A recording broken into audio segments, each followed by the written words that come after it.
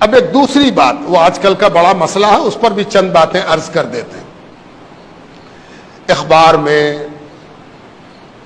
Electronic media میں، social media پر ایک بات بہت گشت کر رہی ہے کہ سرکار یونیفارم سول کوڈ کی بات کر رہی ہے۔ یونیفارم سول کوڈ یہ کیا چیز ہے بھائی؟ مسلمان کے بہت بڑے طبقے میں ایک پریشانی اور ہیجان لوگوں نے پیدا کر دیا کہ ہے کیا ہوگا، کیسے ہوگا؟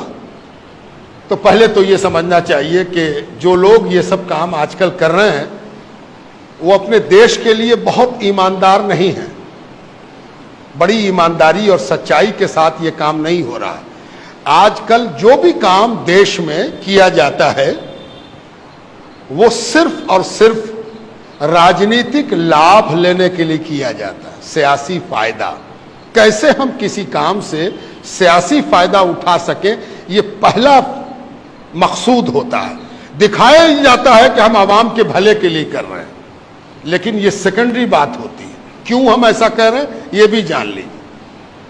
کوئی یہ کہے کہ یونیفارم سول کوڈ کے مطلب یہ ہے کہ ہندوستان میں رہنے والے سب لوگوں کے لیے قانون ایک ہوگا، تو مجھے تو بڑی ہنسی آتی ہے کہ کیا آج دو ہے؟ ہم مقدمہ کریں گے تو میرا کوٹ الگ ہے، کوئی غیر مسلم ہم پر مقدمہ کرے گا تو اس کا کوٹ الگ ہے، مسلمان کے لیے قانون الگ ہے، ہندو کے لیے قانون الگ ہے، عیسائی کے لیے قانون الگ ہے۔ کیا بات کر رہے ہو بھائی؟ تھانہ ایک، پولیس ایک، منصف ایک، مجسٹریٹ ایک، سول کورٹ ایک، ہائی کورٹ ایک، سپریم کورٹ ایک، قانون تو سب ایک ہے، راشن کارڈ سب کا ایک ہے۔ ہم اگر جا کے لائن لگاویں اپنے کنٹرول میں تو کیا مسلمان دیکھ کے کارڈ دوسرا بنے گا؟ ٹیکہ پڑا ابھی کووڈ-19 کا، کووڈ-19 کے نتیجے میں لوگ مرے تو دھرم دیکھ کے نہ کوئی مرا اور دھرم دیکھ کے نہ اس کو ٹیکہ پڑا۔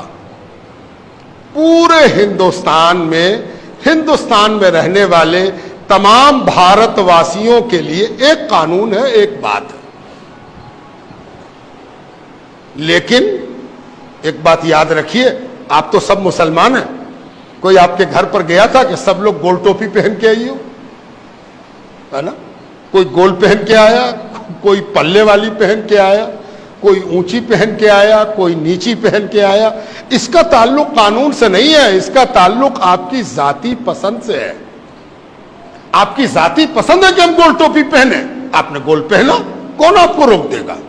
اگر روکتا ہے کوئی تو اس کے مطلب یہ ہے کہ اس کا دماغ کھسک گیا ہے نا؟ جیسی ٹوپی پہننا آپ پہنی، یہ آپ کی پسند ہے۔ یہ ہنگامہ مچا دینا کہ یونیفارم سول کوڈ یہ ایسا ہے کہ سب کو ایک کر دیا جائے، یہ دراصل دو مقصد سے کیا گیا۔ اس مقصد کو جان لیجیے۔ پہلا مقصد یہ ہے کہ آپ بے چین ہو جائیے، گھبرا جائیے، کیا ہوگا، کیسے ہوگا، کیا کریں بھائی، بولو جلدی سے ہم کیا کریں۔ تو کچھ لوگ لگ جائیں گے کہ ایسے موبائل پر میسج کرو، ایسے فلانا کرو، یہاں پر جمع ہو جاؤ، یہاں پر لیٹ جاؤ، یہاں پر کھڑے ہو جاؤ، یہاں پر یہ بولو۔ یہ سب پریشان کرنے کی ایک صورت ہے۔ دوسرا مقصد کیا ہے؟ کسی کو خوش کیا جائے کہ ان لوگوں کو بہت کچھ مل رہا تھا، ہم ہی ہیں جو ان کا کاٹ رہے ہیں، ہم ہی ہیں جو ان کو ہم بے چین کیے ہوئے ہیں، ان کو ہم پریشان کیے ہوئے ہیں، ان کو پریشان کرنے والے ہم ہی نہ ہیں۔ تو دوسرا آدمی اکٹھا ہو گیا، سارے لوگ گلوبلائز ہو گئے، پولرائز ہو گئے کہ ارے یہ تو بہت اچھا کر رہا، مسلمان لوگ کو بہت فائدہ تھا، بہت بینیفٹ تھا، ہے نا؟ اگر کوئی پوچھ دے کہ مسلمانوں کو کیا فائدہ تھا تو سب سے پہلی چیز یہ بتائی گئی کہ مسلمان 4 شادی کر سکتا تھا۔ 4 شادی، جانتے ہو مسلمان 4 شادی الاؤ ہے، اس کو 4 شادی کرے گا، ہے نا؟ یہ ایک ہوا بنائی گئی، یہ ایک ماحول بنایا گیا، ہے نا؟ اور اس ماحول میں کبھی بھی سچائی سے واسطہ نہیں پڑا کہ یہاں پر ہزاروں مسلمان جمع ہیں، ذرا پوچھ تو دیجئے کہ کتنے آدمی نے 4 شادی کیا ہے، کتنے نے 2 شادی کیا ہے۔ یہ جو پروپیگنڈا ہے، یہ جو کہا جائے کہ نیگیٹو ایٹیچیوڈ ہے مسلمانوں کے بارے میں، یہ فضول باتیں، یہ محمل باتیں، ان سب چیزوں کو اس طرح سے بڑھایا جا رہا، اور دونوں بڑھا رہے ہیں۔ قانون لانے والا کہہ رہا ہے کہ ہم 4 شادی تو کرے نہیں دیں گے، اور ادھر سے بھی ایک گروپ کھڑا ہوگا کہ نہیں کہے کرے دو گے ہم کو، یہ تو میرا حق ہے، ہم کر کے رہیں گے۔ آپ بڑے بیدار مغز، سمجھدار، جانکار لوگ ہیں، ہم آپ کو بڑی سنجیدگی کے ساتھ یہ باتیں سمجھا رہے ہیں۔ یہ ایک بات یاد رکھیے اور بات ختم، وقت نہیں ہے، وقت زیادہ ہوا چاہتا ہے، گرمی بھی شدید ہے، اللہ تعالیٰ مہربانی فرمائے۔ ایک چیز ہمیشہ یاد رکھیے کہ جب بھی کسی چیز پر آپ ریئیکٹ کرتے ہیں، رد عمل آپ کا آتا ہے، کسی عمل کے نتیجے میں آپ رد عمل کرتے ہیں، کسی ایکشن کے نتیجے میں آپ اپنا ایکشن دکھاتے ہیں، ہے نا؟ تو ہمیشہ اس بات کا خیال رکھیے کہ اس کے پروگرام کا حصہ مت بنیے، جو وہ چاہتا ہے وہ مقام مت کیجیے۔ اس نے کچھ سوچ کے ایکشن لیا ہے، اس نے کچھ سوچ کے ہی فتنہ چھوڑا ہے، اس نے کچھ سوچ کے فلیتا لگایا ہے۔ کہیں ایسا نہ ہو کہ وہ جو سوچ کے کام کیا ہے اسی کام میں ہم لگ جائیں اور وہ ہنس کے کہے ہم تو جانتے تھے کہ یہ ہوگا، ہے نا؟ ہم تو جانتے تھے کہ یہ ہوگا، سارا مسلمان پریشان ہے نا؟ لا کمیشن، کانسٹیٹیوشن، ہندوستان کا آئین کیا کہتا ہے؟ ہندوستان کے آئین کا ایک آرٹیکل ہے 44 آرٹیکل، وقت نہیں ورنہ میں تو تفصیل میں جا کے آپ کو سناتا اور سمجھاتا بات کو۔ 44 آرٹیکل میں ہمارے آئین میں، ہمارا سمویدھان، اس میں ایک بات کہی گئی ہے کہ اس ملک کے رہنے والوں کے لیے ایک جیسا قانون ہوگا، ایک جیسا قانون ہونا چاہیے۔ بڑی اچھی بات ہے، اس سے کون انکار کرتا ہے؟ مسئلہ بات سے پیدا نہیں ہوتا، بات کے انٹرپریٹیشن سے پیدا ہوتا ہے۔ کیسے ہم اس بات کو لیتے ہیں اور اس بات سے کیا سمجھتے ہیں، اس سے مسئلہ پیدا ہوتا ہے۔ اگر کوئی کہے کہ اس پورے ملک میں ایک طرح کا قانون ہو، کون سی بری بات ہے بھائی؟ بڑی اچھی بات ہے۔ کالا گورا، لمبا موٹا ناٹا، غریب امیر، پڑھا لکھا کم پڑھا لکھا، سب کے ساتھ ایک ٹریٹمنٹ ہونا چاہیے، ہو اچھی بات ہے، کون مخالف ہے؟ اب اس کو ہم 2 طرح سے سمجھاتے ہیں۔ ایک مثال یہ ہے کہ اس کو ایک آدمی کہے کہ بھائی سب کے لیے تو ایک قانون ہونا چاہیے، تو آپ ہی کالر والا کرتا پہنا، یہ بغیر کالر کا پہنے ہوئے، یہ نہیں ہوگا۔ یا تو سب آدمی کالر والا پہنے یا سب آدمی بغیر کالر کا پہنے۔ اگر یہ مقصد ہے تو قانون بنانے والے سمجھنے میں تم سب سے بڑے بے وقوف ہو۔ تم کو یہ بات ہی سمجھ میں نہیں آئی کہ قانون بنانے والا کیا کہہ رہا ہے، قانون بنانے والے نے کیا کہا، یہ تم کو سمجھ ہی میں نہیں آیا۔ تم سب کا کپڑا ایک کرنا چاہتے ہو، ایک رنگ کا کپڑا پہناؤ گے، ایک رنگ کی قمیص پہناؤ گے، ایک رنگ کا پینٹ یا ہاف پینٹ پہناؤ گے، اسی کو یونیفارم سول کوڈ کہتے ہیں۔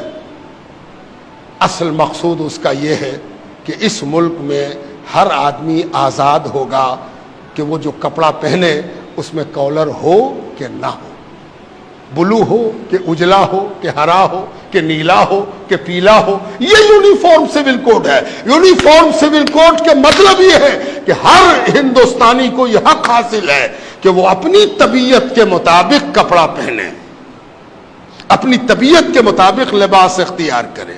حیرت کی بات ہے کہ اس ملک میں جہاں ہر 4 کوس پر بولی بدل جاتی ہے اور ہر 4 کوس پر پرتھا بدل جاتی ہے، رسم بدل جاتا ہے، رواج بدل جاتا ہے، ٹریڈیشن بدل جاتا ہے، وہاں یونیفارم سول کوڈ کی بات اگر کی جا رہی ہے تو آپ ہی کیوں پریشان ہیں؟ سب لوگ پریشان ہوں گے، جب ہوں گے تو دیکھا جائے گا، ہے نا؟ مسلمان سب سے پہلے کیوں پریشان ہو جائے؟ مسلمان ہی سب سے پہلے لائن کیوں لگا دے؟ یہ بڑی غلطی ہے، بڑا قصور ہے جو آج ہماری سو کالڈ رہبری، سو کالڈ رہنمائی، so called leaders, Muslim leaders جو اپنے آپ کو مسلم لیڈر کہتے ہیں، وہ مسلمانوں کو جھونک رہے ہیں کہ سب سے پہلے تم کھڑے ہو جاؤ، جبکہ سب سے پہلے تو وہ کھڑا ہوگا جس کا ٹریڈیشن ہر تھوڑی دیر پر بدلتا رہتا ہے۔ یہاں کون ہے جو ایک طرح کا ہو؟ बिहार में छठ होता है, बिहार से बाहर छठ करने वाला छठ नहीं करता, जो बिहारी नहीं है वो छठ जानता भी नहीं। पता नहीं कितने किस्म का कैलेंडर है उनके यहां भी पूजा के अलग अलग अंदाज हैं, साउथ और नॉर्थ। आप दक्षिण में चले जाइए, दक्षिण का खाना पीना, पहनना, ओढ़ना, बोलना, चालना, हंसना, रोना सब अलग है। उत्तर आइए, सब अलग है। तो इनको भी तो फिक्र होगी, आप ही क्यों फिक्रमंद हो? आप रुको, ठहरो, आप बढ़ने दो दूसरे को आगे, और दूसरे लोग आगे बढ़े। आसाम का ट्रेडिशन अलग, गुजरात का ट्रेडिशन अलग, एक दाहिने हाथ में एक बाएं हाथ में। तो पहले, और एक बात और है, किसी चीज पर रिएक्ट करने के लिए, रद्द अमल देने के लिए, किसी चीज पर तनकीद करने के लिए वो चीज सामने होनी चाहिए। अभी तो यह भी पता नहीं है कि कॉमन सिविल कोड का नेचर क्या होगा, कैसा कानून होगा। ये बेमकसद की बात शुरू की गई और सारे तबके को परेशान हाल बना दिया गया। इत्मीनान रहिए, मुतमईन रहिए, अपना रिएक्शन देने में जल्दबाजी मत कीजिए, अपने आप को महफूज रखिए, घबराइए नहीं, ठहरे रहिए। कोई डरने और घबराने की बात नहीं है, इत्मीनान से अपने जगह पर रहिए। वक्त आवेगा, देखा जाएगा कि क्या वो करते हैं, कैसे वो करते हैं। उनके यहाँ भी बहुत से इख्तिलाफात हैं, उन इख्तिलाफात को वो कैसे एक करते हैं और सब मिलके कैसे पाट लेते हैं। जैसे आपके यहाँ विरासत का कानून है, वैसे ही उनके यहाँ भी विरासत का कानून है। वो भी अपनी विरासत के सिलसिले में अपना कानून रखते हैं। ईसाई का अपना कानून, हिंदुओं का अपना कानून, बौद्धों का अपना कानून, पारसियों का अपना कानून, मुसलमानों का अपना कानून। जब इस मसले में कोई नक्शा साफ होगा तब हम लोग रिएक्ट करेंगे और हम लोग इस सिलसिले में सोचेंगे। अभी बहुत ज्यादा परेशान होना, अपनी हरारत बढ़ा लेना, अपना बुखार बढ़ा लेना, परेशान होना कि हमको क्या करना है। ये वोटिंग नहीं है कि हर आदमी जाके वोट दे आवे, रेफरेंडम नहीं है कि हर आदमी जाके अपनी राय दर्ज करा दे। इत्मीनान से बैठिए।